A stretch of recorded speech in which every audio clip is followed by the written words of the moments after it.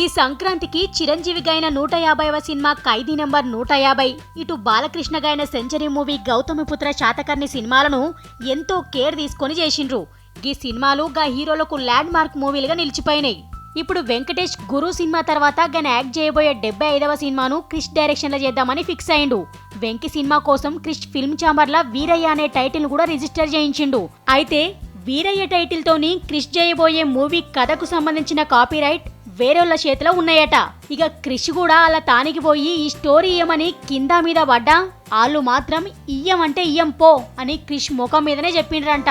ఇంతకు ముందు వెంకటేష్ మారుతి డైరెక్షన్ లో షురు అయిన రాధా సినిమా గిసొంటి గడ్బెడ్లా ఇరుక్కుంటే గా స్టోరీని పక్కన పెట్టి మారుతితో బాబు బంగారం సినిమా చేసిండు వెంకీ. ఇప్పుడు క్రిష్ తోని అనుకున్న ప్రాజెక్టు వివాదంలో ఉండుతోని ప్రస్తుతానికి ఈ ప్రాజెక్ట్ ను హోల్డ్ లో పెట్టి పూరి జగన్నాథ్ తోని ఒక భారీ బడ్జెట్ సినిమా చేయాలని ఫిక్స్ అయిందట వెంకీ. తొందరలోనే ఈ విషయం పైన అఫీషియల్ ప్రకటన వచ్చే ఛాన్సెస్ ఉన్నాయని చెప్తుండ్రు.